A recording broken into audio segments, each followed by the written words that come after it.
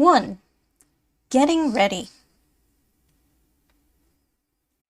Ambulance 464, January 19th, 1917, 21, Rue Renaud, Paris.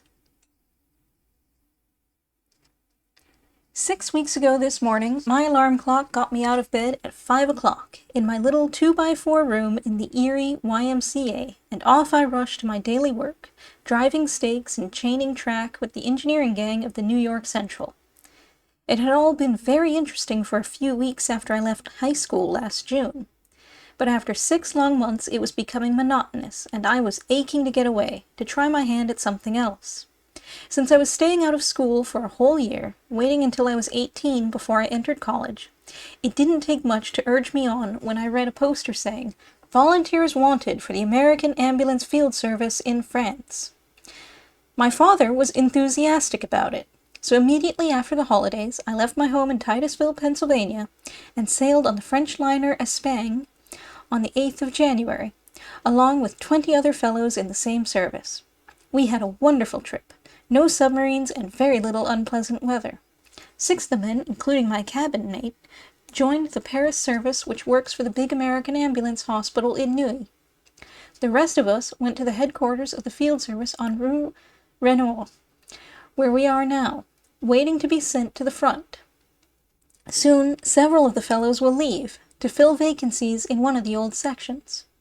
But there is a rumor going around that a new section, number 12, is being organized, and that our bunch is to be part of it. No wonder that we are all hoping that this is true, for it will be far better to go out with fellows whom we know than to break into the cliques of an old crowd. We are living just across the river from the Eiffel Tower, in a wonderful old house in Passy. Its grounds, which cover an entire block, have come down from the old Hontinger and Bartholdi families. Ben Franklin, they tell us, used to stay here when he was in Paris, and some of his first kite experiments were made in the park behind the house. All our quarters are downstairs, and the upper part of the building has been turned into offices for the business end of the service. Dr. A. P. Andrew, Stephen Galletti, and Dr. Gross have separate offices here. Then there's the mailing department and Mr. Fisher's room, where we go to see about getting our necessary papers. The first thing we did on arriving yesterday was to report at the latter place to receive directions concerning the permis de séjour, which we must get from the prefecture of police if we wish to remain in France. Living in Paris just at present reminds one of the joys of an Arctic expedition. It's terribly cold, and raw and damp besides, and there is such a scarcity of coal that even after the government has carefully divided among the inhabitants, there's just enough for a few hours' comfort, and then a room at 45 or 50 degrees Fahrenheit, all the rest of the day. It is so bad in the quarters here that the ink has actually frozen in my suitcase. Every night there's a mad rush to undress as soon as we hit the bedroom, and we make pretty good speed in dressing in the morning, too. Whenever we feel we can't stand it any longer, we pay out 15 centimes, about 3 cents in our money, for a ride in the subway, which they call the metro.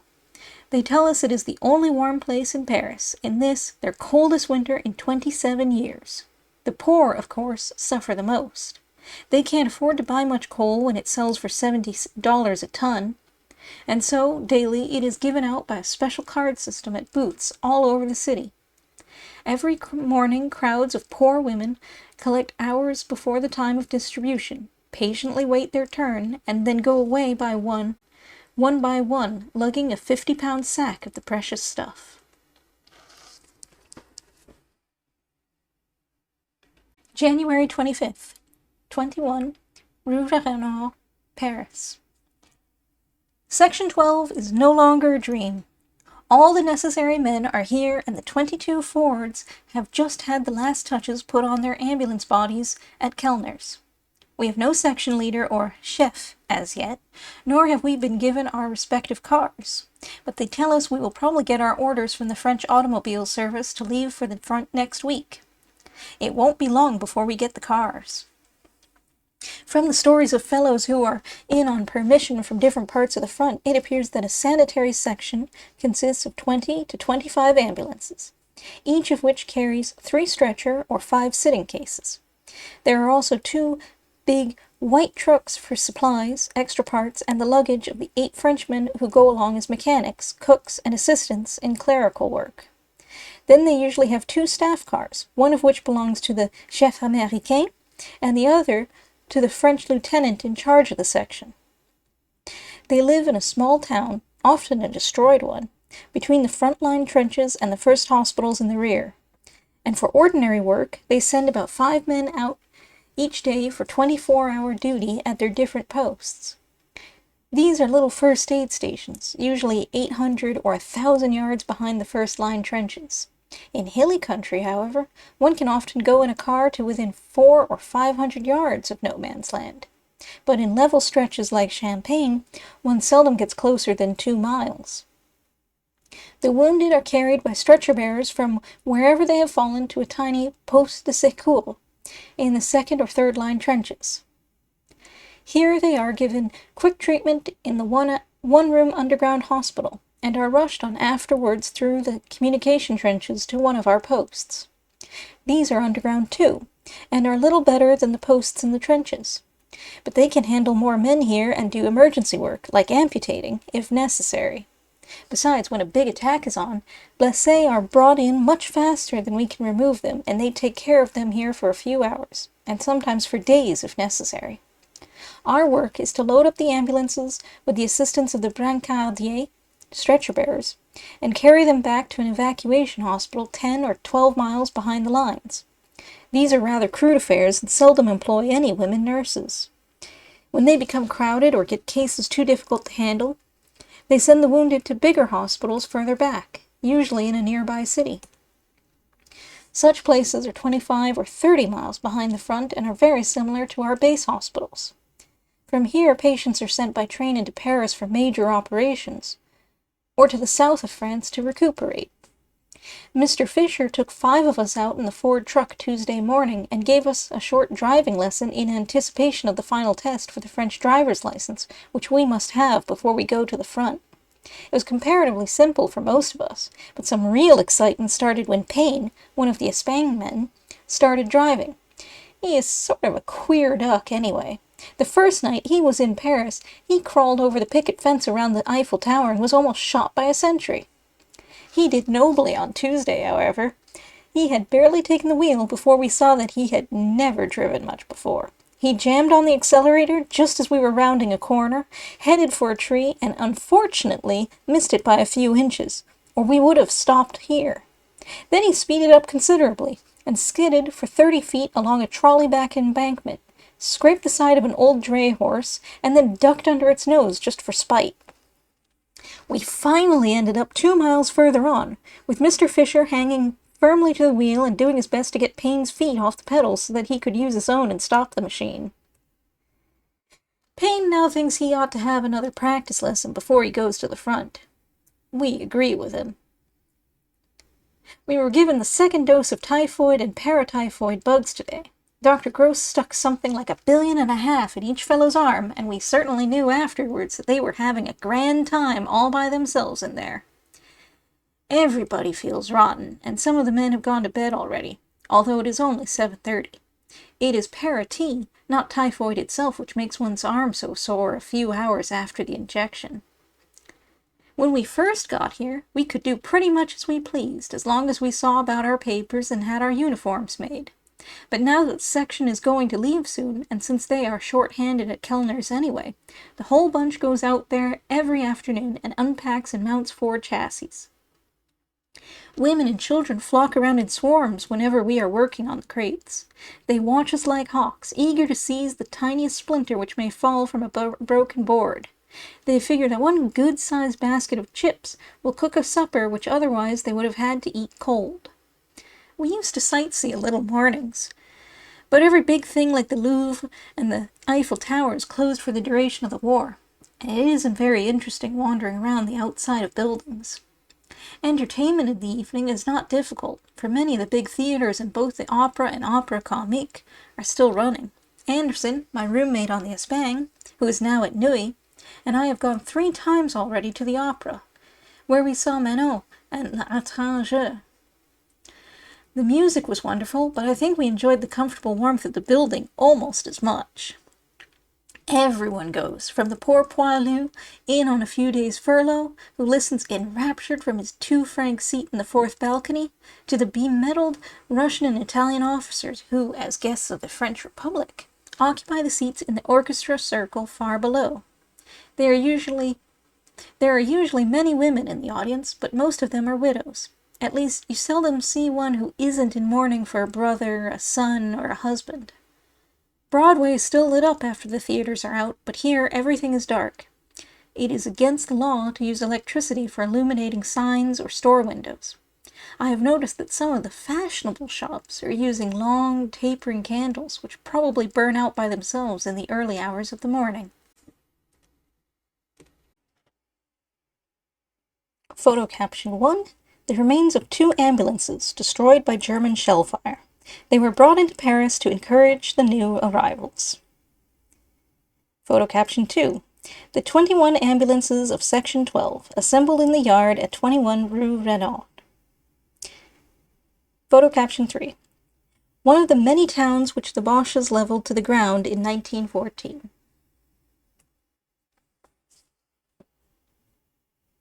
Photo caption 1. Winter sport, washing our cars in the river Cousins at Jubécourt. Photo caption 2. 3 little residents of Rat Hunt Alley in Jubécourt. All of them have hobnails in their shoes. Photo caption 3. 10 miles behind the lines in our dining room, the cow stable in Jubécourt. Every evening a few poilus drop to sing and tell stories with us. January 31st.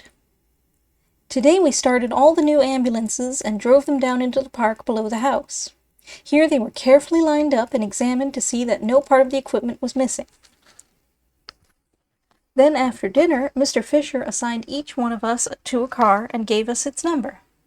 Mine turned out to be 464, and the nameplate on its side read Schenectady Ambulance. It was very kind of the people in Schenectady to donate the machine, but it is certainly a terrible pet name for an automobile to have. There are a lot of Americans who don't know how to pronounce the word Schenectady, to say nothing the queer noises the Frenchmen make trying to say it. Already it has been called everything from Schenectady to Skinnecadiddy. The motor seems to be okay. I took it around the block for a trial run after dinner and had no trouble with the engine. A taxi collided with me up on Rue Renaud, however, when I was completing the test, and smashed in my side box pretty badly. The big machine turned from a narrow alley into the main street without sounding its horn, and I couldn't stop in time after I saw it. The damage done was very slight, and it will only need a new box, which can be easily replaced. I wore my uniform for the first time this morning. It gives you the most wonderful feeling to be able to ride in the metro and walk around downtown without having every soul in Paris stare at you as if you were some terrible slacker. February 5th, 1917. Still at 21 Rue Renaud. They gave us our chef the day before yesterday. He is Harry Islin of Section 2, and tonight they had the farewell banquet in honor of Section 12. Dr. Gross and Dr. Andrew both made interesting speeches afterwards. Mr. Simmons, war correspondent of the New York Tribune, spoke for a few minutes, and after him came the finest talk of the evening, perhaps the most touching words I have ever heard. It was given by Monsieur Leroux, a famous French journalist and adventurer. He told us in almost perfect English how he had lost both of his sons early in the war, and he bravely described how one had died and how he had barely managed to get to his bedside and hear the story from his own lips before he passed away. He showed us why the work of the American ambulance meant so much to him, and he made every man who had come from a mere desire for adventure feel that it was really his duty to help France. A few toasts to the two nations followed this, and with them came the end of a pleasant evening. Every time I start a letter home, something unexpected happens, and I put it off another day. Yesterday, when I was reading the Paris edition of the New York Herald, I got so interested in the account of our probable break with Germany that I bought a Daily Mail and a Matin besides, and spent all the time when I should have been writing, bickering with the fellows over the news. Then on Friday, the new men from the liner Chicago arrived, and when I was introduced to one of my cousins from Pittsburgh whom I hadn't known was coming over, I didn't bother with letter writing any more that day. Unfortunately, he was seized with pneumonia yesterday on his way back from Bordeaux in a convoy of Fords. He's now in a serious condition at the American hospital in Neuilly. His chances are said to be about even. Bliss, another ambulance man, died last week from the same disease. The ordre de mouvement for the section has just come. Unless the Eiffel Tower falls on our cars during the night, we shall leave here at noon tomorrow. Thursday, February 8th, 1917. Montmirail. Section 12 left its comfortable quarters in Rue Renault today after a grand review and military send-off by Capitaine Auger, the Frenchman who directs all the automobile work in Paris. He delivered a thrilling speech in French which none of us understood until it was carefully interpreted afterwards. It took us several hours to get out of Paris, for we had to go eastward across the whole city. Several of the cars had engine trouble, and one received a bad bump from a streetcar. Otherwise, nothing unusual happened. By the time we came to Champigny, a little village 20 kilometers from the city, it was noon, and we stopped there for lunch. It was a funny meal, served in a queer little café. First a loaf or so of stale bread and some wine appeared, and after a long wait some prime ribs of horse. This appeared to be the last course, but as we were about to leave, in came a plate of rice, and a minute later some cheese and jam.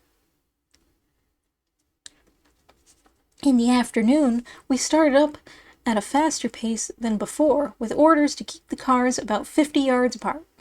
It was extremely cold, and the bitter wind, which was blowing directly against us, seemed to go right through our heavy mackinaws. Now and then someone would stop, to change a spark plug or a tire, or perhaps to put in a little oil. Often when he tried to pass another machine in order to get back to his old position in the convoy, a heated scrap would arise. Sometimes they raced for 2 or 3 miles, trying to push each other off the road, and before the afternoon was over, the cars were strung out in a line 4 miles long, with each driver jealously guarding his position while he kept it, and madly attempting to get it back again if it were taken away. It was quite dark when we entered Montmirail, but we could not help seeing the ghastly ruins of the place, which the Germans had levelled in their advance before the Battle of the Marne. The staff car, which had gone on ahead, found an old dance hall where we could spend the night, and a place nearby in which to park our cars. We drained our radiators hurriedly, and had supper at a little café. Then as soon as we got back to quarters, most of us took our blankets from our cars, and turned in without undressing. Saturday, February 10th. Longueville. I learned a hard lesson last night about sleeping. Never make your bed on a slope. I had fixed mine on the straw, with one end considerably lower than the other, and when I woke this morning I was actually 5 feet lower down the hill than when I went to sleep. I had, moreover, slipped out into the cold air 6 times during the night. It was mighty hard work starting the cars this morning, on account of the stiffness of the motors and the extreme cold. There were a number which we could not start at all by cranking, and we were obliged to tow them up and down the road in high speed until they were warmed up. This took some time, and it was almost 11 o'clock before we left the village. Late in the afternoon, we stopped outside of Bar-le-Duc, and were delayed there 30 minutes because of a long convoy of supply wagons which had just entered the city.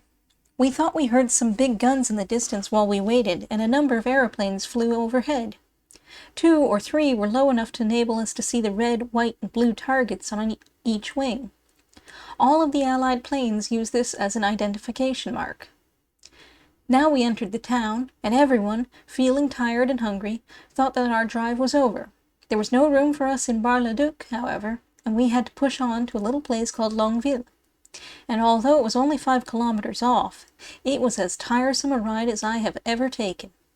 We left machines at length in a muddy side street for the night, and then wandered off to get our supper and straw for bedding.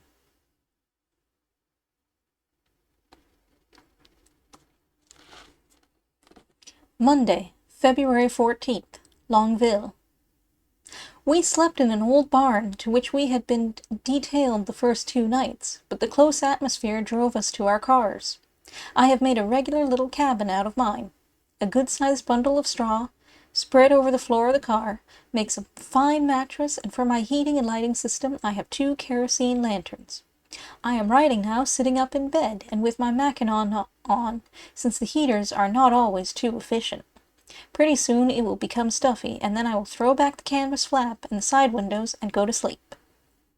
On Monday we shifted all the cars to a new parking place behind the village church.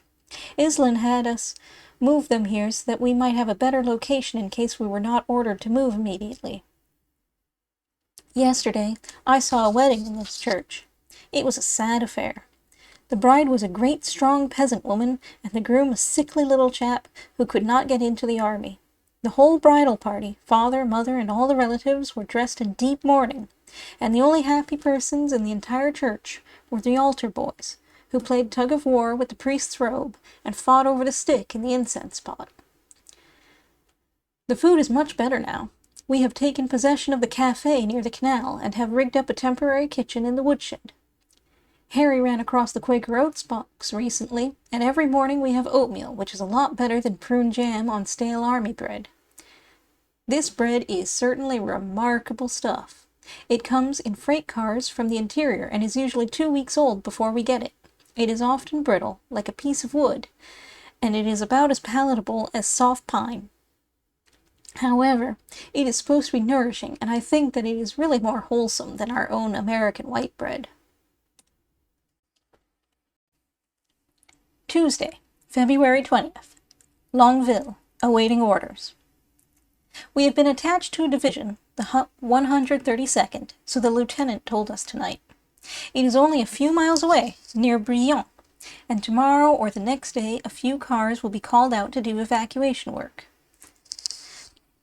I presume it will be to carry a few sick or accident cases, and perhaps to get acquainted with the different regiments of the division. Everyone is working hard on his car so that it may be in tip-top shape if he is detailed to go. It will be a great relief to have something to do. So far we have just hung around the cafe, waiting for the next meal to come. We play poker, read, or practice French on the cook. And once or twice a day, the mandolin and the guitar get going and we have some singing. And if you grow tired of sitting indoors all day, you can take long walks among the hills overlooking Bar-le-Duc and the Ornain. But even this has become tiresome, and we joyfully welcome the idea of getting to work. I was very dirty when I finished going over my car, and since I had not washed for 5 or 6 days, I filled my basin full of nice hot radiator water and took an outdoor bath. The weather was quite chilly, and before I had finished, a group of wondering children had gathered around. They were amazed that anyone should wash in the open or even bother with keeping clean at all in such weather. I shall never forget how they looked in their black aprons, with their clumsy school packs hanging over their shoulders, as they stood beside my car. I pestered them with simple little questions, just to help my French. And oh, how they laughed when they found I didn't know an easy word like cat or barn. Almost every day now we hear the big guns along the Saint Mihiel sector, and tonight some very heavy shelling is going on. The nearest guns are about 20 miles away. I tried developing a few films last evening in the loft in the barn. It was certainly working under difficulties. The temperature of the room was a couple of degrees below freezing, and although I had some lukewarm water when I started, it went down to 45 degrees while the films were developing. Of course, I spoiled a number of mighty good pictures which I had taken on the ride out from Paris. I managed to save just 2 or 3 mediocre negatives out of the whole lot. We got our gas masks and helmets today. I came a little late and had to be content with a big affair which comes way down over my ears. Photo caption 1. Section 12 making a short halt while in convoy from Domblay to Wally. Photo caption 2. The old church at Domblay. The images escaped unharmed in the bombardment. Photo caption 3. Our quarters, or cantonment, in D'Amblay. We have the best house in the village. Photo caption 1. Road repairers at work, cleaning up the ruins of D'Amblay. They tear down the walls and use the debris to fill up the ruts. Photo caption 2. Ray Williams of Wisconsin, next to a Put Out Your Lights sign, about 8 miles from the front lines. Photo caption 3. Camouflage on the Aisne Road, screening us from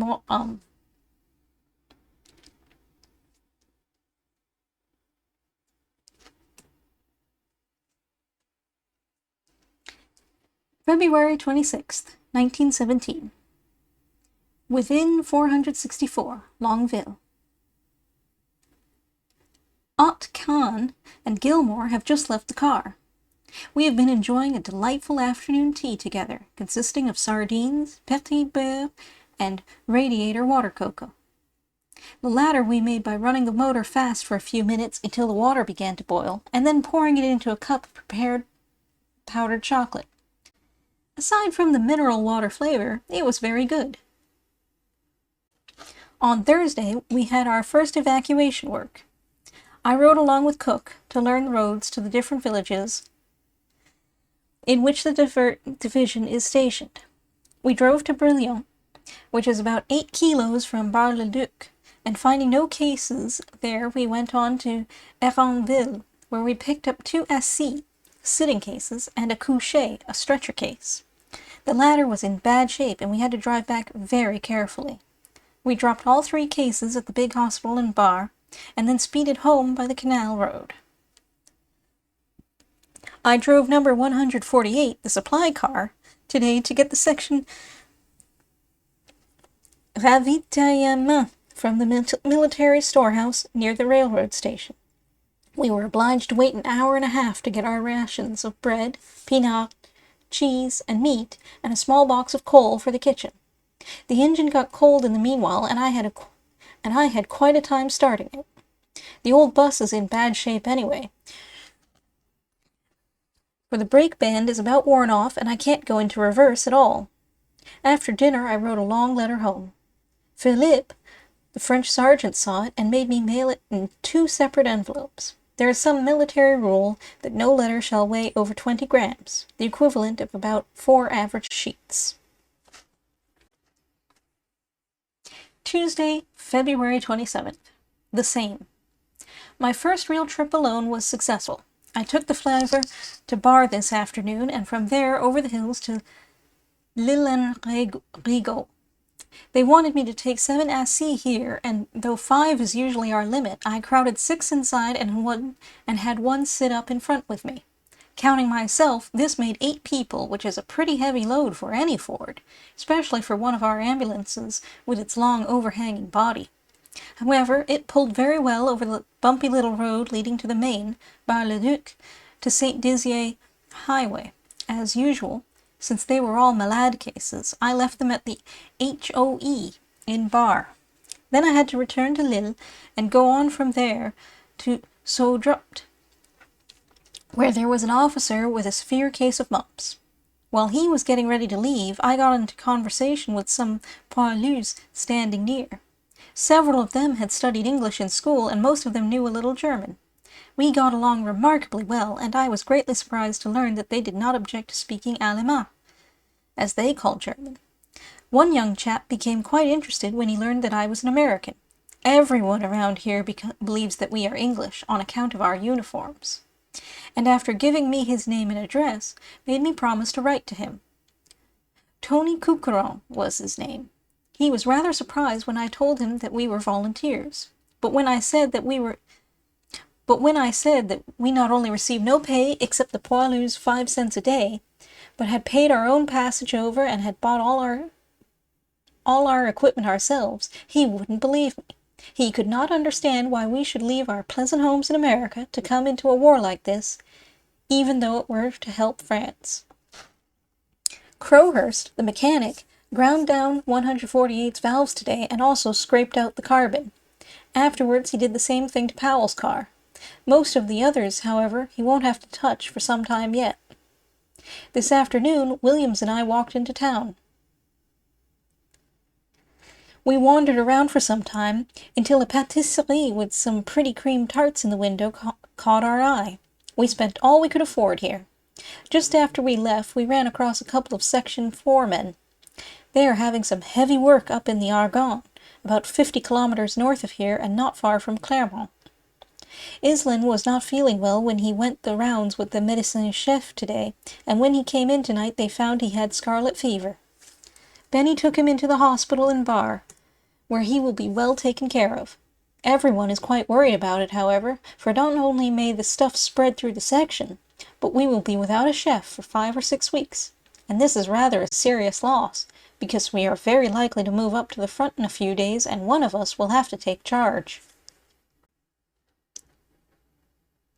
February 28th, Hotel Barn at Vadelaine Court. Farewells were said to Longueville and the old cafe this morning. We headed directly north on the Verdun road, and pretty soon we began to see things we had read about at home. Here were the remains of a village, shot to pieces in 1914. The streets were quiet. Not a soul was left in the place. Again we would pass a group of young German prisoners, with PG, Prisonniers de Guerre, written in huge letters on their backs, or perhaps some imported Indo-China laborers at work repairing the road. Once in a while a big gun would boom northeast of us. Now and then we would see a group of aeroplane hangars with their audiphones and anti-aircraft 75s. But the most interesting thing of all was when we stopped at a crossroad to watch one of our regiments go by. They were marching slowly when they drew near, for their packs were heavy and they had been walking steadily since sunrise. But the fine young manhood which fills the ranks of our own army was no longer there. Here was a lad of 17, barely able to walk 20 miles a day, let alone to carry his 60 pounds of equipment that distance.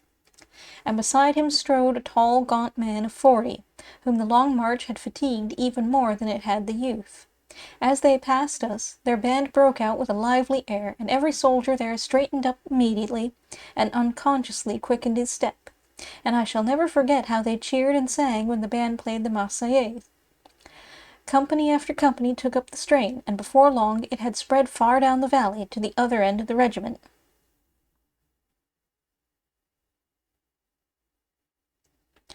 We entered Vadelaine Court about noon, and parked our cars at the entrance of the big aviation field there. 2 minutes after we arrived, every fellow in the section was out exploring the grounds. There were no officers around, and since the workmen seemed to have no objections to our examining the machines, we went into every hangar and looked them all over. There were only 3 types here, the Farnham observation plane, and 2 fast little machines, the Spad and the Nieuport. All of these were biplanes, but some distance down the hill were 6 or 7 monoplane tents. Lundquist and Gilmore got a couple of empty bombs as souvenirs. They are yard long, look like great steel cigars, and are rather awkward to carry around. The guns sound extremely clear now. We are about 15 kilometers from Verdun and 10 from the Meuse. From the rumors floating around, it seems that a big drive is coming. We will probably move on in a day or so to a point closer to the lines. The fellows are demanding that I douse the glim in the hayloft where we are sleeping. I'll have to stop here. Nota bene, morning of March 1st, they called me out on guard duty at 4 o'clock, and for 2 hours I tramped around the cars in the dark. When the day broke shortly before 6, I started memorizing the car numbers and their owners. I had them all by heart in less than an hour. As for the guarding itself, all I did was to scare away a few rats. 4 letters came from home today. They were dated February 10th, and took exactly 18 days in transit. Monday, March 5th. Salle à manger, Jubé Court. We had been only 2 days in Vadelaine Court when orders came to move on to Jubé Court, a village about 4 miles away, so off we went. Now we have all the cars lined up on the main square, and as at Longueville, we are obliged to sleep in them because of the rats in the stable where the Frenchmen stay. It is still very cold. Last night, after most of us were in bed, Fraser put on his pajamas just to see how they felt again. But he got so cold in doing so that he crawled out onto the roof of his ambulance, intending to exercise a bit up there. The space was too limited, however, for any violent exertions, and so when he looked over to the next car, just 6 feet away, and saw beyond it all the other machines extending in a long row almost to the road, he decided to do a little steeplechasing. He began by landing on Cookie's car with a terrific thump, and continued on his rather uncertain journey all the way down the 12 ambulances. It may have been great fun for him, but it completely ruined the peace of mind of the occupants of the other cars, for most of them were sound asleep and didn't seem to enjoy at all the little earthquake, which shook all their belongings down from the rack on top of them.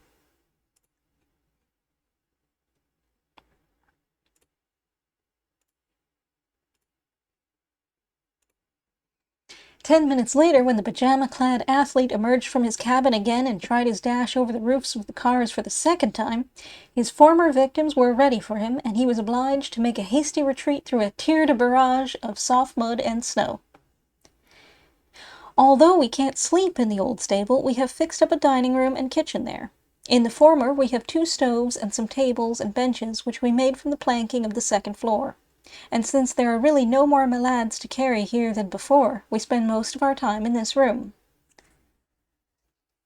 2 German planes crossed the lines today in the direction of Bar, but they soon changed their direction when the French anti-aircraft guns began to pepper them. They were up almost 12,000 feet, slightly out of range, I think. It was most interesting to watch the shrapnel break into great puffs of white smoke, sometimes rather near them, but more often a long way off. I guess the guns do little more than keep them high up, and one of the Frenchmen said that the 75 nearest us had brought down only 1 German machine during the whole war. Besides our dining room tables, we have put up 2 stoves in the center of the room. The larger of these makes ideal toast out of army bread, which we find loses much of its oak-like firmness and becomes fairly palatable when cooked this way. But as so frequently happens in America, a company has been formed which has a complete monopoly on the toast-producing parts of the stove.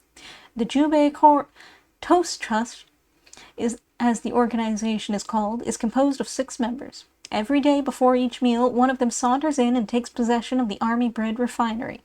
He starts work immediately and makes about twice as much toast as they need. It is rather slow work, and the independent companies seldom get a show before the meal is half done. Occasionally, when a director of the trust gets careless and leaves a vacant place, one of the outsiders sneaks on a fresh piece of bread. Then when he goes away, he takes 2 or 3 pieces, and the trust wants to sue him for trespassing and burglary. I'll have to stop writing now. My lamp has been flickering for some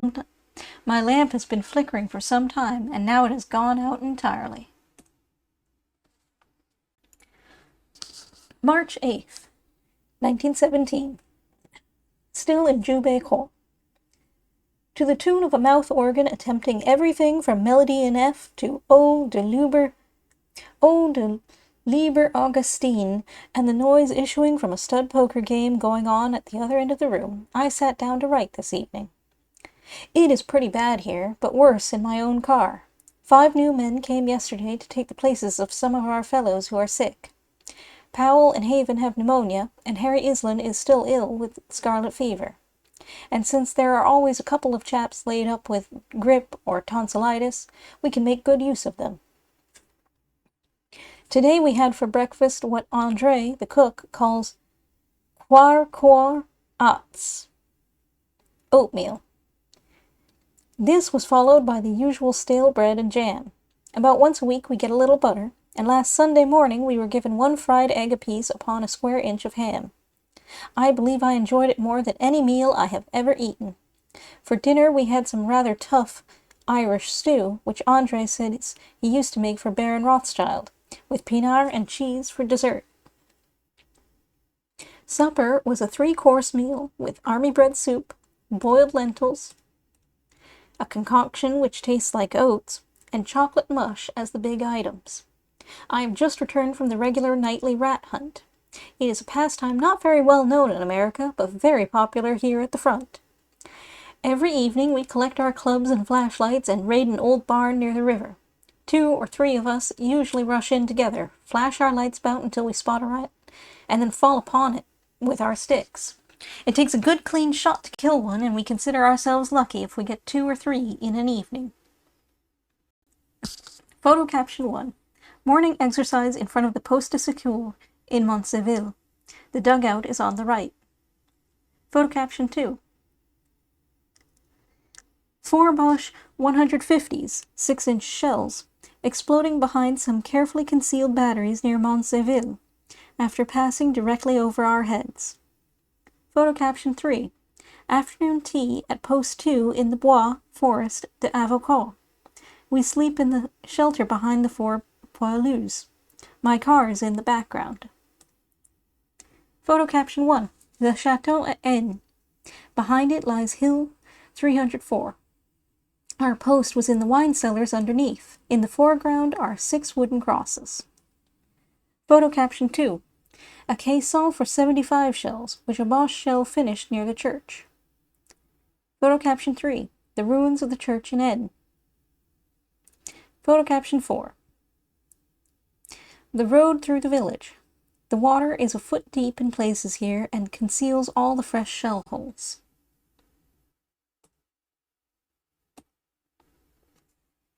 March 11th. Inside Unedited, Quebec.